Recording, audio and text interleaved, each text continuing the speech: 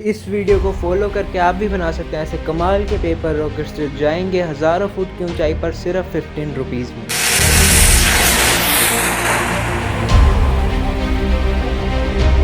हम बनाएंगे इसमें एक ऐसा रॉकेट जो कि पेपर का बिल्ट होगा, उसके अंदर एक शुगर रॉकेट इंजन लगा होगा और हम उस इंजन को जो सबसे पतली पीवीसी पाइप होती है जो इलेक्ट्रिकल फिटिंग्स में यूज़ होती है, जो कि 60 रुपीज़ का एक पीस आता है, और अगर हम उससे एक पाइप बहुत सारे इंजन बना दें उस पाइप से तो हम काफ़ी सारे इंजन बना सकते हैं काफ़ी सस्ते में।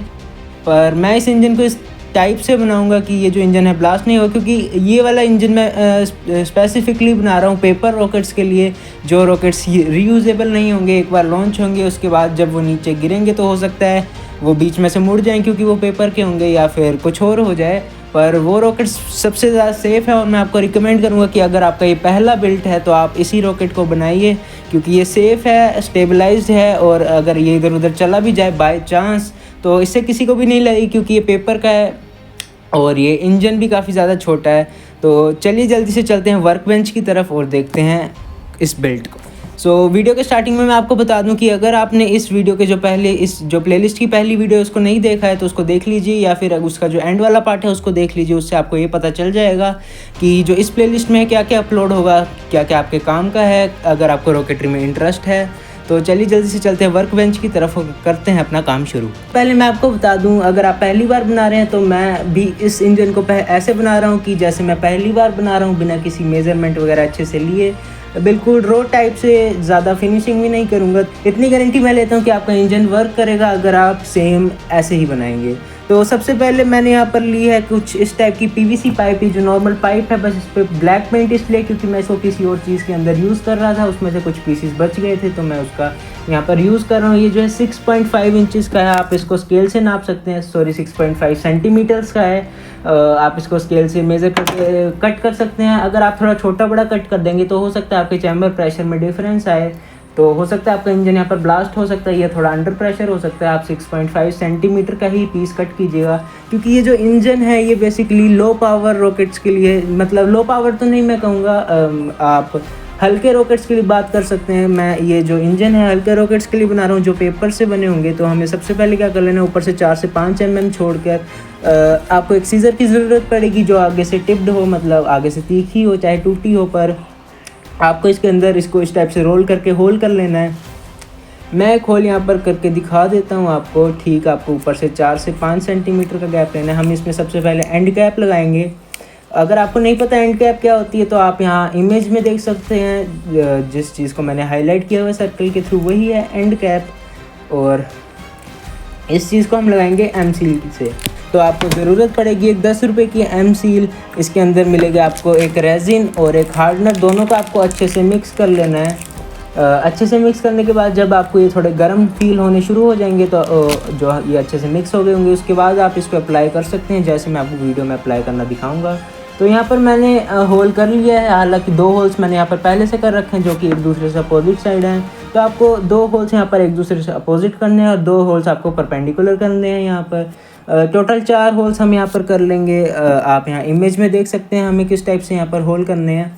और यहाँ पर मैं 2 इंजन्स बना रहा हूँ, एक को मैं स्टैटिक फायर करूँगा और दूसरे को मैं रॉकेट के अंदर डाल के रॉकेट को लॉन्च करूँगा, और दोनों ही इंजन्स यहाँ पर वर्क करेंगे। 2 मैं इसलिए बता रहा हूँ क्योंकि अगर एक इंजन को मैं टेस्ट करूँगा तो हो सकता है बाय चांस वर्क कर जाए, पर अगर मैं 2 इंजन को टेस्ट करूँगा तो आपको भी पूरा कॉन्फिडेंस हो जाएगा कि ये जो इंजन्स है वर्क कर सकते हैं, मतलब करेंगे ही जैसे मैं बना रहा हूँ, अगर आप उस टाइप से बनाएंगे।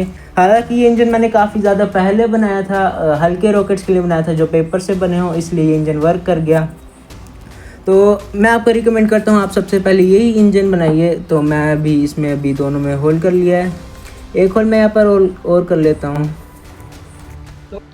सो दोनों में मैंने यहाँ पर होल कर लिए। तो अब मैं सिंपली क्या करूँगा, एम सील, दोनों एम सील को मिक्स करूँगा। एम सील को मैं ऑफ कैमरा मिक्स करूँगा क्योंकि इसको मिक्स करने से जो हमारे हाथ हैं वो गंदे हो जाएंगे। तो मैं उसको धो के आऊँगा और उसके बाद आपको बताऊँगा कि आपको अप्लाई कैसे करना है एम सील को। और अगर आपके पास थोड़ी सी सोडस्ट वगैरह है या फिर अगर थोड़ा सा मिट्टी वगैरह है तो आप उसको इसमें मिक्स कर सकते हैं, ये जो है जल्दी सूख जाएगा।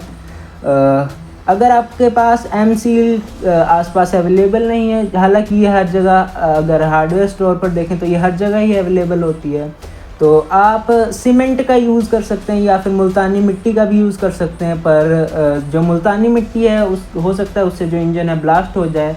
बाकी अगर सीमेंट का यूज़ करते हैं बेसिकली कंक्रीट का, तो वो जो है आराम से काम कर जाएगा। तो हम इसको इस टाइप से मिक्स करके अच्छे से मिक्स कर लेंगे जब तक ये अच्छे से मिक्स ना हो जाए। सो एमसील को मैंने यहाँ पर अच्छे से मिक्स कर लिया है और ये जो है हल्की हल्की गर्म फील हो रही है, तो इसका मतलब ये है कि ये मिक्स हो गई है। और अब आपको इसको जहाँ भी फिट करना है आपको 15 से 20 मिनट के अंदर फिट करना है, क्योंकि उसके बाद ये जो है सूख जाएगी, मतलब सूखना शुरू हो जाएगी अगर पूरी तरह से नहीं भी सूखेगी तो मैं सबसे पहले जो अपना इंजन है जिसके अंदर मैं इसको फिट करूँगा उसको रख लूँगा किसी भी कार्डबोर्ड या फिर पेपर के पीस पे बिल्कुल सीधा करके, ताकि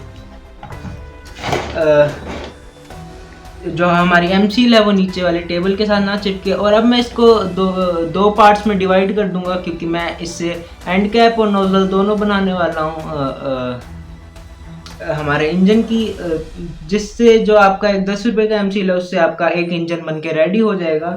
तो सबसे पहले मैं आपको अगर दिख रहा होगा तो मैं यहाँ पर इसको सिंपली इसके अंदर फिट कर रहा हूँ। इस शॉट के बाद मैं कैमरे को हॉरिजॉन्टली प्लेस कर दूंगा, क्योंकि ऐसे आपको देखने में थोड़ी प्रॉब्लम आएगी जो कि मैं नहीं चाहता। मैं चाहता हूँ कि आप अच्छे से देखें, तभी आप अच्छे से सीख पाएंगे। तो सबसे पहले मैं इसको यहाँ पर इस टाइप से इसके अंदर फिट करके फिंगर से प्रेस कर दूंगा, ताकि ये जो है अच्छे से पकड़ बना ले। हमारी पीवीसी पाइप के साथ में हमने जो होल करे हैं वो हेल्प करेंगे इसको अच्छे से पकड़ने के लिए पीवीसी पाइप को। सो मैंने यहाँ पर इसको अच्छे से स्प्रेड कर लिया, आप यहाँ पर देख सकते हैं।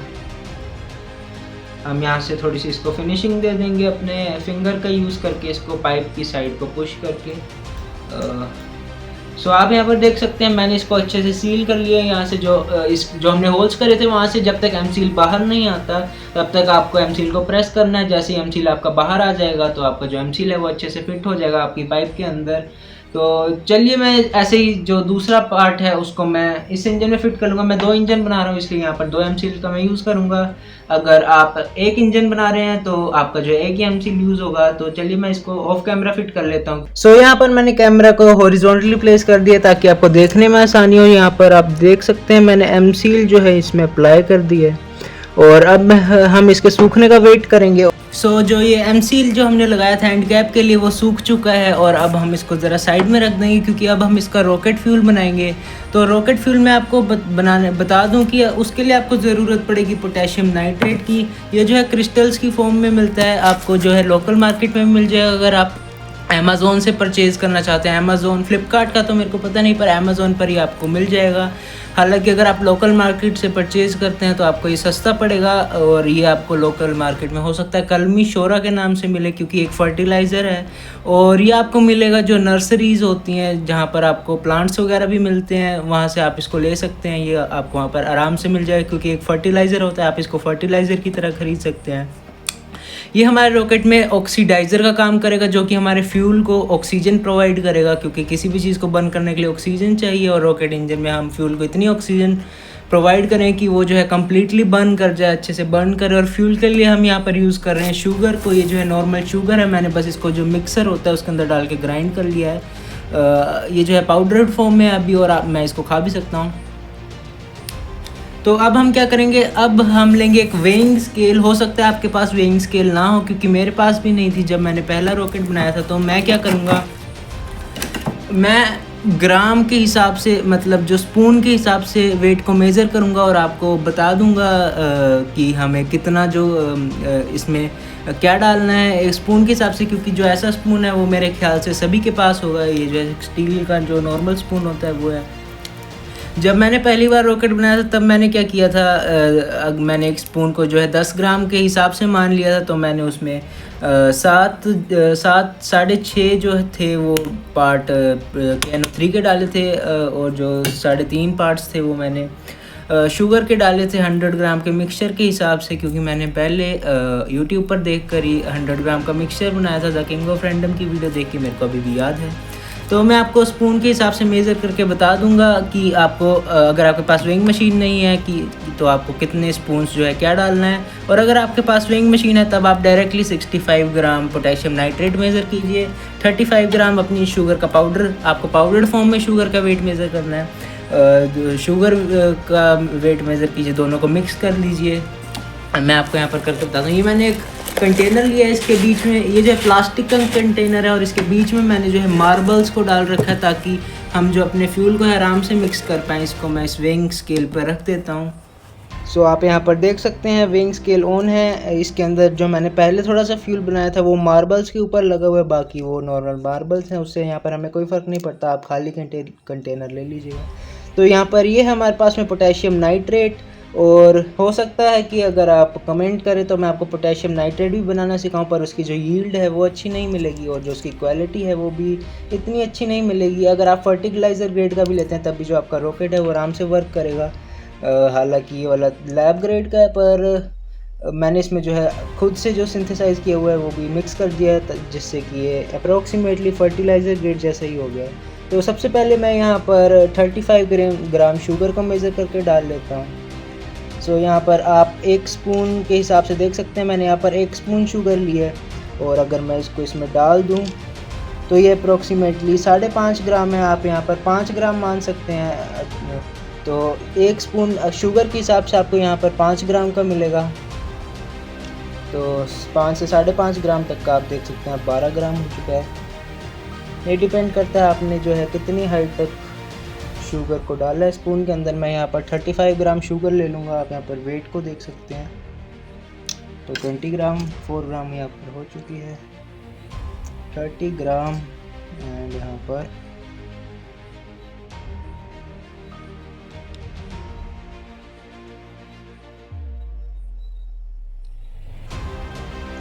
तो यहाँ पर 35 ग्राम शुगर हो चुकी है। आप यहाँ पर थोड़ा आगे पीछे कर सकते हैं क्योंकि जो स्पून का साइज़ है वो थोड़ा अलग हो सकता है और इतनी एक्यूरेट मेज़रमेंट तो नहीं होगी स्पून से। पर अगर आप फर्स्ट टाइम बनाते हैं तो स्पून का यूज़ करके मेज़र कर सकते हैं। और अगर मैं आपको ये पोटेशियम नाइट्रेट के स्पून के हिसाब से बताऊं तो 1 स्पून यहाँ पर आपको, तो हमें यहाँ पर 100 ग्राम का मिक्स बनाना है। मैं सबसे पहले यहाँ पर मशीन को टेयर कर देता हूँ, दोबारा से रीस्टार्ट करूँगा ताकि पुराने वेट को हटा दे। तो हम यहाँ पर सिर्फ KNO3 का वेट यहाँ पर मेज़र करेंगे। सो 1 स्पून का वेट आप यहाँ पर देख सकते हैं अप्रोक्सीमेटली हमें 8 ग्राम मिल रहा है। तो आप 8 ग्राम के हिसाब से कैलकुलेट कर सकते हैं हमें यहाँ पर कितने स्पून डालने की ज़रूरत है। तो यहाँ पर 2 स्पून्स में हमें 16 ग्राम हो चुका है। तो यहाँ पर 23 ग्राम हमें मिल चुका है। हमें 65 ग्राम इसमें ऐड करना है। ये वाला स्पून मैंने थोड़ा बड़ा डाल दिया था। 34 ग्राम हमें यहाँ पर मिल चुका है। सो 41 ग्राम्स, 49 grams,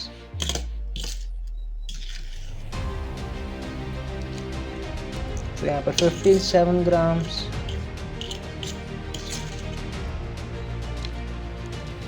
62 grams, तो यहाँ पर 65 ग्राम से थोड़ा सा ज़्यादा मैंने पोटेशियम नाइट्रेट डाल दिया, थोड़ा बहुत ऊपर नीचे चल। सो मैंने इसके अंदर प्रोपेलेंट और फ्यूल को डाल लिया है। और अगर आप इसमें पोटेशियम नाइट्रेट को डालते हैं तो मैं आपको रिकमेंड करूंगा कि आप इसको डालने से पहले धूप में सुखा लीजिए, या अगर आपके पास माइक्रोवेव है तो उसमें सुखा सकते हैं। पर ध्यान रहे आपको शुगर को उसके साथ मिक्स करके नहीं सुखाना है, आपको जो है पोटेशियम नाइट्रेट को सेपरेटली सुखाना है, क्योंकि ये जो है काफ़ी आराम से मॉइस्चर एब्जॉर्ब कर लेता है। और अगर आपको मैं नहीं रिकमेंड करूँगा कि आप इस फ्यूल को स्टोर कीजिए, आप इसको बनाइए और यूज़ कर लीजिए। पर अगर आपको इसको स्टोर करना है तो आप इसको वैक्यूम पैक करके स्टोर करिए। और अगर आपके पास पोटेशियम नाइट्रेट नहीं है और अगर आप नहीं खरीदना चाहते तो आप एक सिंपल सा काम कर सकते हैं, जो कि बहुत ज़्यादा सिंपल है। आप जो दिवाली वाले रॉकेट होते हैं उनकी जो 2-3 रॉकेट्स हैं उनको तोड़िए, उसके अंदर से जो ब्लैक पाउडर आपको मिलेगा उसको निकालिए और फिर आप उसको, जैसे मैं इसको डालूँगा इस इंजन के अंदर, आप सेम उसको वैसे डाल दीजिए। आपको थोड़ी पावर कम मिलेगी पर जो आपका इंजन है वो वर्क कर जाएगा और आपको पोटेशियम नाइट्रेट ख़रीदने की ज़रूरत नहीं पड़ेगी। हालांकि आपको ऑनलाइन मिल जाएगा, आपके लोकल मार्केट में मिल जाएगा।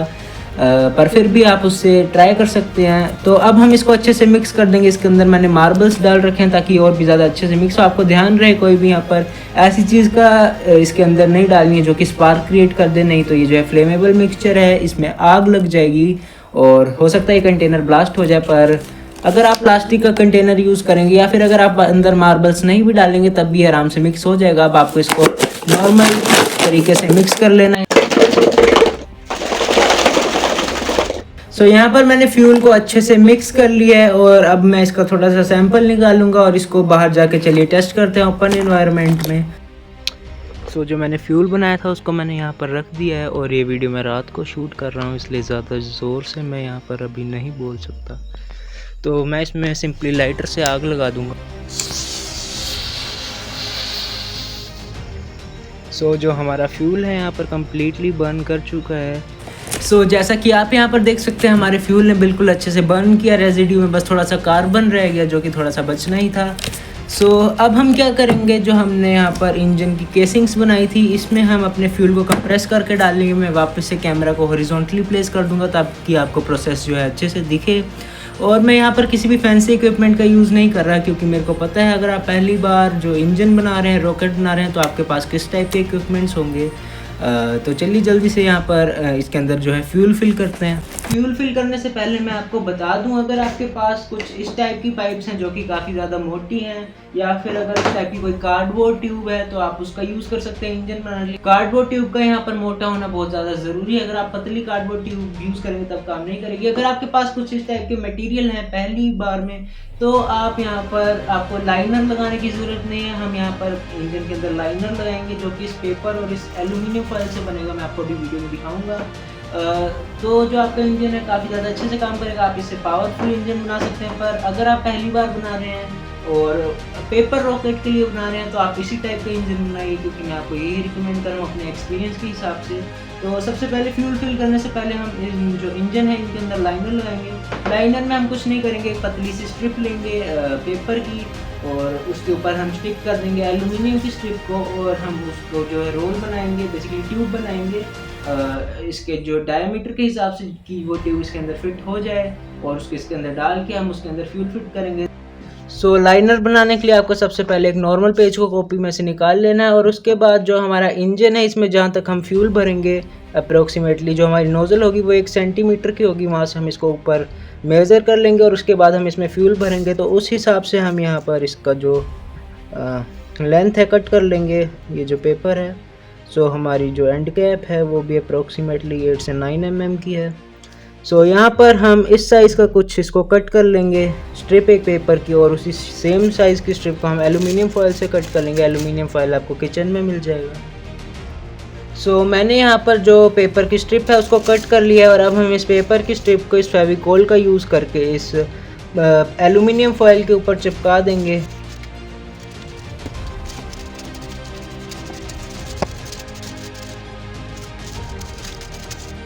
यहाँ पर मैंने इसको इसके ऊपर चिपका दिया और ये वाला जो लाइनर है ये मैं टेम्परेचर को के हिसाब से बना रहा हूँ। ये वाला जो लाइनर है ये प्रेशर को नहीं रोक पाएगा और उसके लिए जो हमारी पाइप है तो हम यहाँ पर जो हमारा एक्स्ट्रा फॉयल है उसको कट कर देंगे। मतलब जो हमारा यहाँ पर पेपर है इसको हम निकाल लेंगे कट करके अलग से।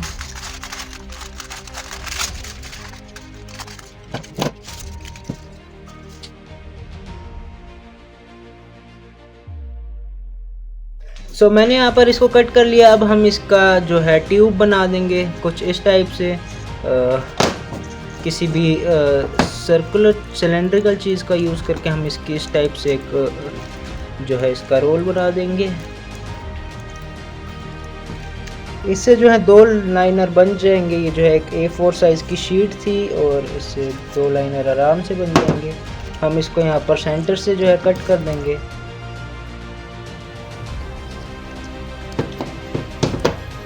और अब हमने इसको इसके हिसाब से थोड़ा सा रोल कर लिया था।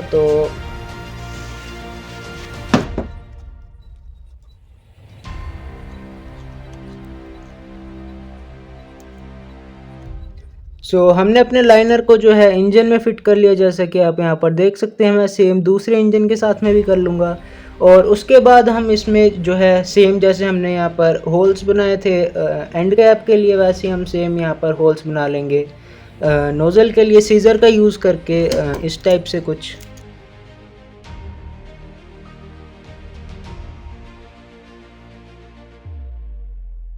तो एक होल मैंने यहाँ पर बना लिया। हम ऐसे ही सेम होल इसका अपोजिट साइड भी बनाएंगे और दोनों परपेंडिकुलर साइड्स भी बनाएंगे। मैंने इसमें जो है 4 होल्स बना लिया और मैंने इन होल्स को कुछ इस टाइप से सीजर से जो है बाहर से क्लीन कर दिया, पर मैंने इनको अंदर से क्लीन नहीं किया है। इस बात का आप ध्यान रखिएगा। ये जो है ग्रिप देंगे हमारी नोज़ल को और भी ज़्यादा अच्छी। बस आप इनको थोड़ा सा अंदर से प्रेस कर दीजिएगा ताकि ये जो है हम इस सिंपली ये जो फेविकोल होती है 10 रुपीज़ वाली, उसका यूज़ करके हम यहाँ पर फ्यूल को जो है इसके अंदर कंप्रेस करेंगे, क्योंकि आपके पास भी मेरे हिसाब से टूल्स नहीं होंगे अगर आप पहली बार बना रहे हैं। तो मैं भी उसी हिसाब से बना रहा हूँ कि मैं कम से कम टूल्स का यहाँ पर यूज़ करूँ। तो यहाँ पर हम सिंपली इस टाइप से जो हम फेविकोल से अपने फ्यूल को कंप्रेस करेंगे इसके अंदर डालने के लिए। तो चलिए इसके अंदर अब हम फ्यूल भरेंगे।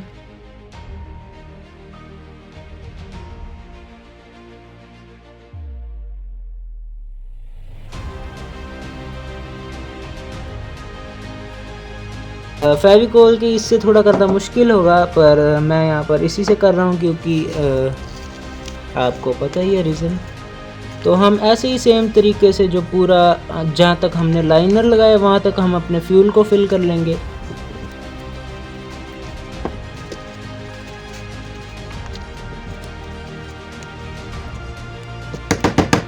मैं इसको नॉर्मली पीवीसी पाइप जो हैवी वाली होती है उससे थोड़ा सा ठोक रहा हूँ ताकि ये और भी ज़्यादा अच्छे से कंप्रेस हो जाए।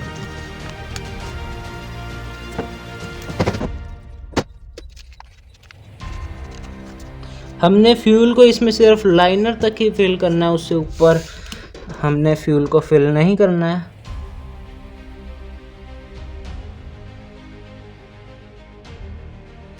जैसा कि आप यहाँ पर देख सकते हैं मैंने फ्यूल को नोज़ल जो हमारा लाइनर है वहाँ तक फिल कर लिया और अब हम इसके ऊपर एम सील फिल कर देंगे। जो नॉर्मली 10 रुपीज़ वाला एम सील जैसे हमने यहाँ पर लगाया था वैसे ही हम यहाँ पर लगा देंगे।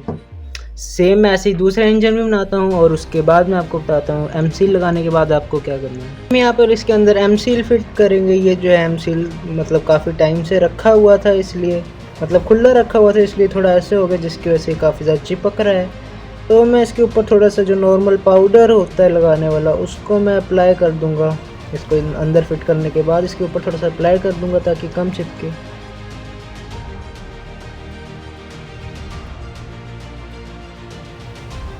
मैंने इसके ऊपर थोड़ा सा यहाँ पर जो बेकिंग पाउडर है वो लगा दिया ताकि ये थोड़ा कम चिपचिपा हो जाए।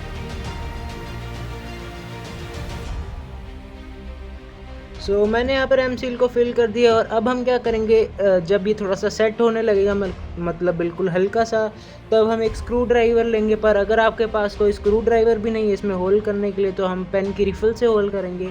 तो इसका थोड़ा सेट होने का वेट करते हैं, उसके बाद मैं बताता हूँ आपको इसमें जो है होल कैसे करना है।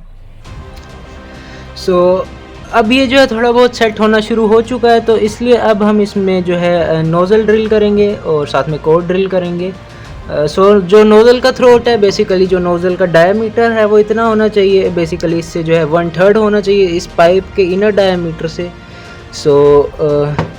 आप जो है स्क्रू ड्राइवर का यूज़ कर सकते हैं, पर अगर आपके पास कुछ इस टाइप का स्क्रू ड्राइवर नहीं है जो इसके एंड तक जा पाए, हालांकि आप एंड तक मत ले जाइएगा, इतने पार्ट तक ले जाइएगा जहां पर आपका फ्यूल है उससे 10-15% फ्यूल एक्स्ट्रा आगे छोड़ दीजिएगा।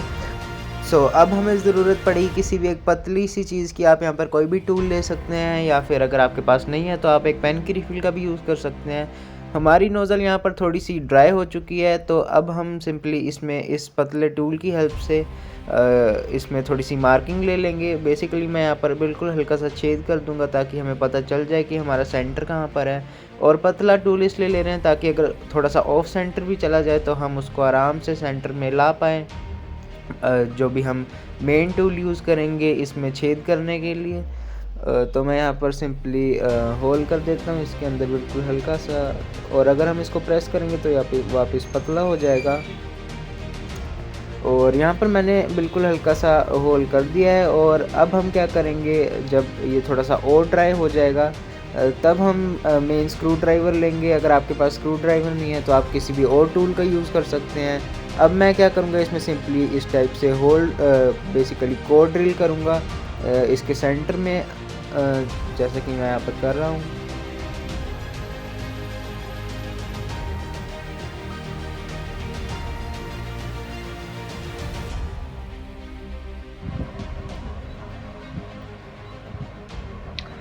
मैंने कुछ पार्ट तक इसमें ड्रिल कर दिया है और मैं इसको थोड़ा सा और ड्राई होने दूंगा और उसके बाद मैं इसे एंड तक जो है ड्रिल कर दूंगा। एंड से मैं थोड़ा पीछे रहने दूंगा, हालांकि एंड तक भी ड्रिल कर सकते हैं।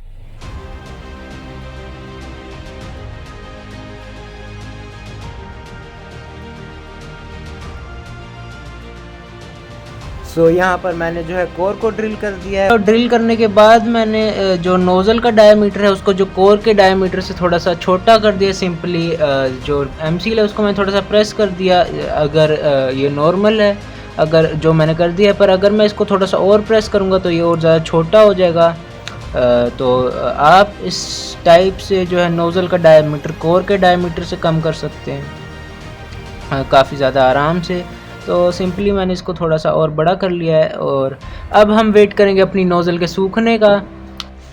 और जब आप इसकी जो नोज़ल को ड्राई होने रखेंगे तो आप इसके ऊपर एक इस टाइप का जो टेप का पीस लगा दीजिएगा, ताकि जो हमारा फ्यूल है अंदर प्रोपेलेंट है वो मॉइस्चर ना एब्जॉर्ब कर ले। हम इसको कुछ इस टाइप से सील कर देंगे। इससे क्या होगा, जो हमारा अंदर फ्यूल है वो मॉइस्चर एब्जॉर्ब नहीं करेगा। गाइस, जो हमारा एक इंजन है वो यहाँ पर बनकर बिल्कुल रेडी है। इसकी जो नोज़ल है वो अभी थोड़ी सूख रही है, इसलिए यहाँ पर थोड़ी टेप लगी हुई है। और इस टेप को आप तभी हटाइएगा जब आपको इसको लॉन्च करना है, उससे पहले इस टेप को मत हटाइएगा। पर यहाँ पर जो एक प्रॉब्लम आ गई है, जब मैं दूसरा इंजन बना रहा तो जो एम सील है वो ख़त्म हो गया है, क्योंकि मैं बड़े इंजन जो बनाता हूँ वो थोड़े अलग टाइप के होते हैं, उनमें इस टाइप के मटेरियल्स यूज़ नहीं होते। तो थोड़ा सा एम सील बचा हुआ था पर वो इस टाइम ख़त्म हो चुका है। और आप यहाँ पर टाइम देख सकते हैं, यहाँ पर 3:45 हो रहे हैं सुबह की। तो ये वीडियो मैं रात को शूट कर रहा हूँ क्योंकि मेरे पास सुबह ज़्यादा टाइम नहीं होता। तो अभी मैं एम सील यहाँ पर ला नहीं सकता, तो मैं क्या करूँगा, ये जो है स्टैटिक फायर के लिए मोटर है, इसमें मैं नॉर्मल मिट्टी या फिर अगर मेरे को कहीं से बेटानाइट क्ले मिली घर पे तो मैं उसको यहाँ पर फिल कर दूँगा। हालाँकि मैं रिकमेंड नहीं करता कि आप बेटानाइट क्ले यूज़ करिए इस इंजन में, पर मैं यहाँ पर स्टैटिक टेस्टिंग के लिए उसको यूज़ करूँगा। हो सकता है कि जो हमारी नोज़ल है वो ब्लास्ट कर जाए, पर जो हमारा मेन इंजन है जो हम रॉकेट के साथ लॉन्च करेंगे वो बिल्कुल अच्छे से वर्क करने वाला है। तो चलिए जल्दी से अब बनाएंगे हम रॉकेट की बॉडी, जो कि इस इंजन के ऊपर ही बनेगी। जो इंजन है वो डिटैचेबल नहीं होगा। हमने एक बार रॉकेट की बॉडी को बना दिया तो वो इंजन के साथ जुड़ा रहेगा। हम क्योंकि पेपर का रॉकेट बना रहे हैं, तो चलिए जल्दी से हम रॉकेट को बनाना स्टार्ट करते हैं। रॉकेट की बॉडी बनाने से पहले हम इस इंजन को टेस्ट करेंगे। हालांकि जो इसकी नोज़ल है वो यहाँ पर बेटानाइट क्ले की बनाई है मैंने, और मैं आपको नहीं बताऊंगा कि आप बेटानाइट क्ले की नोज़ल कैसे बना सकते हैं, क्योंकि अगर आप बनाएंगे तो आपका इंजन 100% ब्लास्ट होगा। और ये वाला इंजन भी, इसकी जो नोज़ल है वो मेरे हिसाब से ब्लास्ट होने वाली है, क्योंकि जो बेटानाइट क्ले है वो बिल्कुल भी सही नहीं होती। इसलिए मैं आपको बता भी नहीं रहा कि बेटानाइट क्ले से नोज़ल कैसे बनाते हैं, आप एम सील से ही बनाएगा। पर मेरे पास यहाँ पर इस टाइम पर कोई भी और ऑप्शन नहीं है, क्योंकि एम सील ख़त्म हो चुका है, इसलिए मेरे को यहाँ पर बेटानाइट क्ले की लगानी पड़ी। और यहाँ पर हम इसको सिर्फ स्टैटिक टेस्ट ही करने वाले हैं, और रॉकेट में जो हमारा एम सील की नोज़ल वाला इंजन है वही उड़ेगा। तो चलिए जल्दी से इसको टेस्ट करते हैं।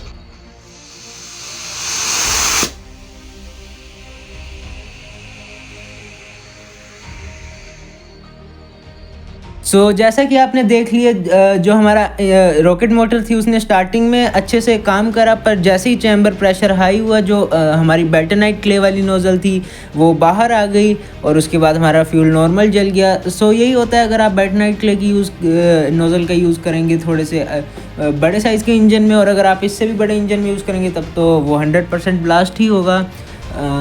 इसलिए मैं आपको रिकमेंड करता हूँ कि आप एम सील का यूज़ करिए, एम सील नहीं तो वाइट सीमेंट का यूज़ करिए, या नॉर्मल कंक्रीट का यूज़ कर लीजिए, या फिर और भी बहुत सारे ऑप्शन हैं पर वो थोड़े कॉस्टली होंगे। तो आप स्टार्टिंग में एम सील का ही यूज़ करिए। तो अब हम बनाएंगे अपने रॉकेट की बॉडी, और रॉकेट की बॉडी बनाने के लिए हम यूज़ करेंगे पेपर का तो चलिए जल्दी से बनाते हैं अपने रॉकेट की बॉडी, क्योंकि ये जो इंजन है और जो रॉकेट है वो रीयूजेबल नहीं होगा। हम बस उसको लॉन्च करेंगे और हमारा रॉकेट नीचे आ जाएगा, और जो इंजन है वो डिटैचेबल भी नहीं होगा। तो चलिए जल्दी से हम अपने रॉकेट की बॉडी बनाते हैं, क्योंकि हमने इस रॉकेट को बनाना है 15 रुपये के अंदर, जिसमें से 10 रुपये का तो एमसील पड़ जाएगा, और बाकी ये फ्यूल जो पड़ेगा आपको, अगर आप पहले से ख़रीद के रखेंगे तो आपको इसकी कॉस्ट ना के बराबर ही पड़ेगी, 3-4 रुपये पड़ सकती है। और पेपर तो सबके घर में होता है जिससे हम ये रॉकेट बनाने वाले हैं। सो रॉकेट बनाने के लिए सबसे पहले आपको एक A4 साइज़ की ड्राइंग की शीट ले लेनी है। बेसिकली आप जो नॉर्मल पेपर होता है कॉपी का उसको भी ले सकते हैं, पर ये वाली थोड़ी हार्ड होती है इसलिए मैंने इसको यूज़ किया। आप चार्ट पेपर का भी यूज़ कर सकते हैं। तो अब मैं सिंपली क्या करूँगा, कोई भी एक पाइप का या फिर कोई भी रोल करने के लिए पीस लूँगा, और इस पेज को मैं इसके हिसाब से थोड़ा सा स्टार्टिंग में रोल कर लूँगा ताकि हमें रोल करने में आसानी हो। इसको आप भी बिल्कुल ऐसे ही कर सकते हैं।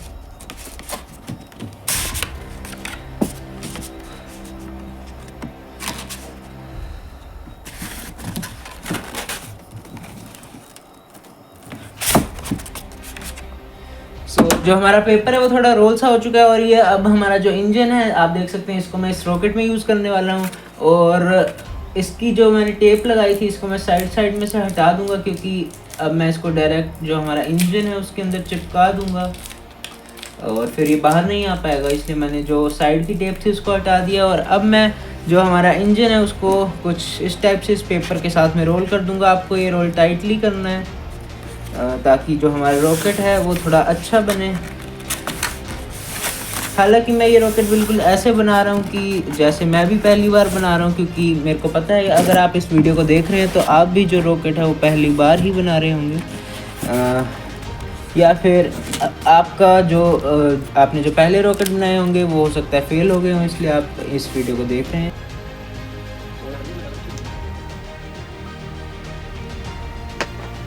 तो मैंने जो ट्यूब है इंजन के साइज़ की बना ली है, इंजन को मैंने बाहर निकाल दिया, और अब मैं इसको यहाँ पर सिंपली जो फेविकोल होती है फेविकोल की हेल्प से स्टिक कर लूँगा। सो यहाँ पर मैंने पेपर की ट्यूब बना ली है, और इसमें जो हमारा इंजन है वो आराम से अंदर तक जा रहा है, जैसा कि आप यहाँ पर देख सकते हैं। और अब मैं सिंपली फेविक्विक की हेल्प से, आप 5 रुपीज़ वाली फेविक्विक का यूज़ कर सकते हैं, फेविक्विक की हेल्प से इस इंजन को यहाँ पर नॉर्मली स्टिक कर दूँगा। जैसा कि आप देख सकते हैं हमें अंदर तक फेविक्विक को लगाने की ज़रूरत नहीं है, क्योंकि ये पेपर की ट्यूब है, इसका वेट भी इतना नहीं है, जिसकी वजह से हमारा इंजन जो है अलग नहीं होगा इस ट्यूब से। और पेपर के साथ जो फेविक्विक है वो काफ़ी अच्छे से बॉन्ड बनाती है। सो थोड़ी सी फेविक्विक यहाँ नोज़ल के पास चली गई है, पर कोई बात नहीं, वो सूख जाएगी अभी। सो जो हमारा इंजन है वो ट्यूब से जुड़ चुका है, और अब मैं इस पे एक नोज़ कोन लगाने वाला हूँ। फिन्स का डिज़ाइन आप कोशिश कीजिएगा कि सेम रहे या फिर थोड़ा सा अलग रख सकते हैं, पर अप्रॉक्सीमेटली जो उसके डायमेंशंस हैं वो सेम होने चाहिए। सो नोज़ कोन बनाने के लिए मैं सिंपली यहाँ पर पेपर की बॉल बना लूँगा, और फिर हम इसको जितना हो सके आपको इसको उतना अच्छे से गोल करना है ताकि जो हमारी नोज़ कोन है वो अच्छी बने। थोड़ा एक्स्ट्रा पेपर मैं यहाँ पर हटा देता हूँ, और फिर आपको इसको एक बार फिट करके देखना कि आपका जो रॉकेट का एयर फ्रेम या फ्यूज़ेलाज जो भी बोलिए आप, उसके अंदर फिट कर देंगे। तो फिट करके देख रहा हूँ तो यहाँ पर ये थोड़ी सी बड़ी है, हमें इसको थोड़ा सा पेपर इसमें से हटाना पड़ेगा। सो अगली वीडियो में मैं आपको सब कुछ बताऊँगा, रॉकेट के हर एक पार्ट को एक्सप्लेन करूँगा, बताऊंगा किस किस टाइप की मोटर्स होती हैं, अलग अलग इंजन्स के बारे में बताऊंगा। बेसिकली हर एक पार्ट एक्सप्लेन करूंगा रॉकेट का, जिससे कि आप हर एक चीज़ को समझ पाएँ आराम से। सो यहाँ पर ये आराम से फिट हो रहा है। अब मैं क्या करूँगा, मैं यहाँ पर एलुमिनियम फॉइल का पीस लूँगा और इस पेपर के पीस को एलुमिनियम फॉइल के अंदर लपेट दूँगा ताकि यहाँ पर थोड़ा सा अच्छा लगे। बाकी हम इसको थोड़ा सा ऊपर टेप लगा देंगे जिससे कि ये स्मूथ हो जाएगा बिल्कुल। टेप को गर्म करेंगे जब हम यहाँ पर जो हमारी नोज़ कोन है, हालांकि कोन तो नहीं कहेंगे, जो हमारी नोज़ है रॉकेट की वो बिल्कुल रेडी हो चुकी है। मतलब बिल्कुल तो नहीं पर काफ़ी हद तक रेडी हो चुकी है। अब हम इसको स्मूथ कर देंगे इसके ऊपर टेप लगा के, और जो हमारी नोज़ कोन है वो बन चुकी है। अब हम इस पर थोड़ी सी जो इस टाइप की पैकिंग टेप होती है उसको लगा देंगे, बेसिकली स्मूथ कर देंगे इसको, जिसका आउटर सरफेस है। और एक्स्ट्रा जो टेप है उसको हम यहाँ पर फोल्ड करने की जगह हम उसको सीजर से काट देंगे ताकि इसके ऊपर रिंकल्स ना आए और जो हमारी टेप है वो आराम से श्रिंक हो जाए।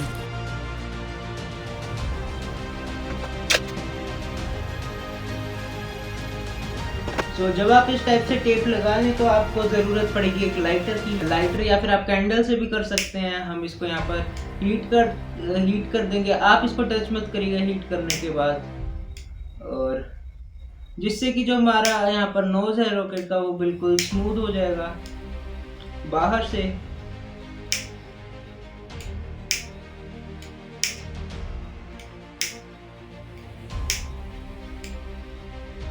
अब जब भी थोड़ा सा स्मूथ हो जाएगा तब हम इस पर दोबारा टेप की एक लेयर लगाएंगे और उसको भी सेम तरह से हीट करेंगे, और जिससे कि जो हमारी नोज़ कोन है वो थोड़ी सी और अच्छी दिखेगी।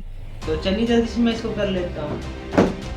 सो नोज़ कोन बनकर यहाँ पर बिल्कुल रेडी है और मैंने यहाँ पर कुछ इस टाइप के फिन्स कट कर लिए। ये जो है नॉर्मल कोरिगेटेड प्लास्टिक शीट के, यहाँ पर आप इनको जो नॉर्मल कार्डबोर्ड होता है उससे भी कट कर सकते हैं। आप किसी भी चीज़ से बना सकते हैं फिन्स को, बस डायमेंशंस को सेम रखिएगा जो कि आपको स्क्रीन पर शो हो रहे हैं। बाकी किसी भी चीज़ से फिन को बना सकते हैं जो कि थोड़ी स्टिफ टाइप की हो। ये जो है कोरिगेटेड शीट है बिल्कुल कार्डबोर्ड की तरह होती है, बस थोड़ी सी प्लास्टिक में होती है।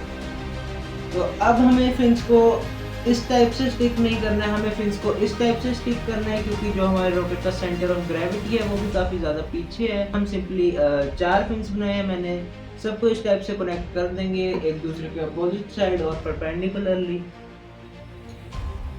मैं यहाँ पर फेविक्विक से नॉर्मली इनको स्टिक कर दूंगा।